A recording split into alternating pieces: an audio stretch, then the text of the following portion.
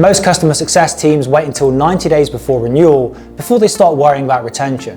But by then, it's already too late. The reason this happens is that many CS teams approach renewals with the wrong mindset.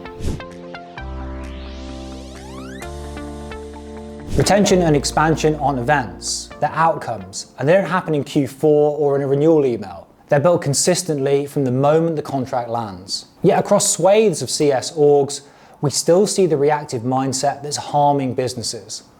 Low adoption triggers a renewal scramble, last-minute discounts are offered, and value realization is treated like a checkbox and not a system.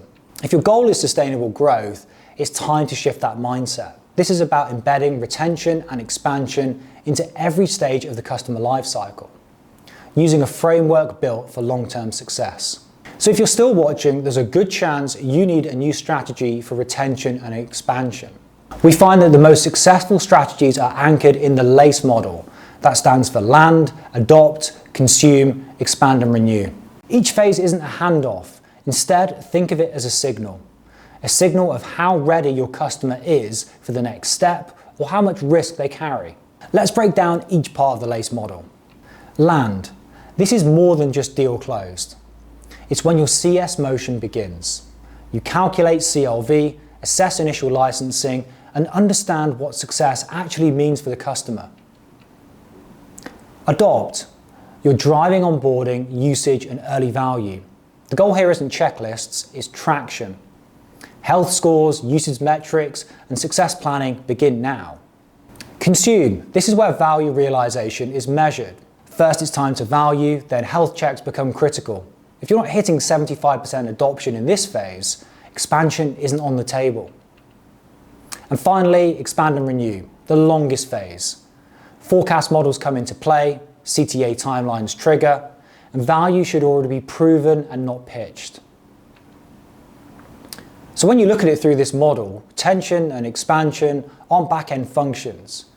They're outcomes of consistent execution. When you look at renewals in this way, value realization and health become a prerequisite. This is the first stage of the process. Success planning isn't optional, it's foundational. Goals need to be clearly defined by the customer, tied to specific use cases, and tracked consistently.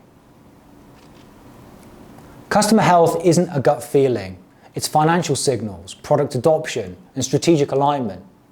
And business reviews are where the story gets told. And reviews aren't quarterly box checks. They're where you confirm success, resolve friction, and identify new use cases, ideally before the customer realizes they need them. The next step is to structure your team around tiered strategies. After all, not all accounts are created equal, so your CS strategy shouldn't be either. Tier 1 is defense mode. You're minimizing churn risk, not chasing expansion. Tiers 2 and 3 are your growth plays. Leverage internal champions to surface cross-sell opportunities and secure mid-term upsells. Tiers 4 and 5 are your acquisition mindset.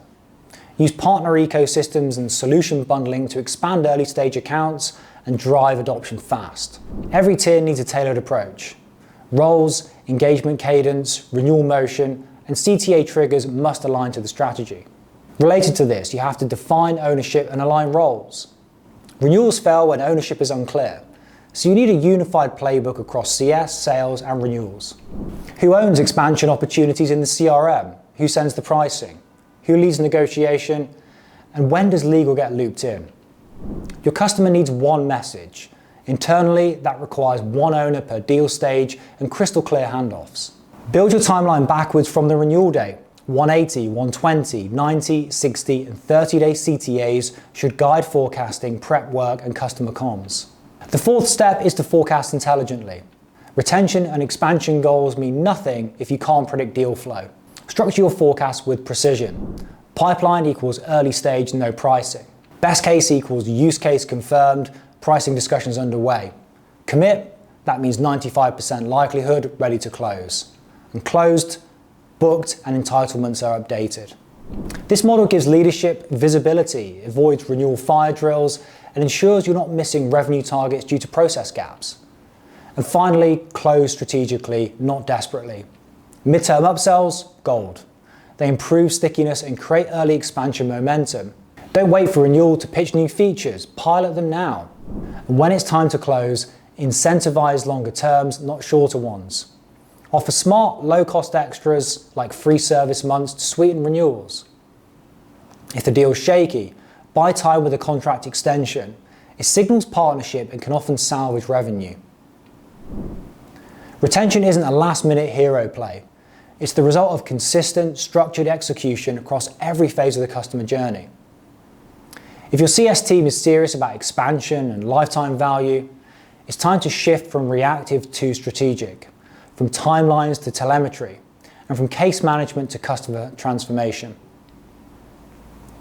If this sounds like a model that could work for your CS team, let us know in the comments. And if you enjoyed this video, don't forget to hit that like button and subscribe for more customer success insights just like this. Thank you for watching, and we'll see you next time.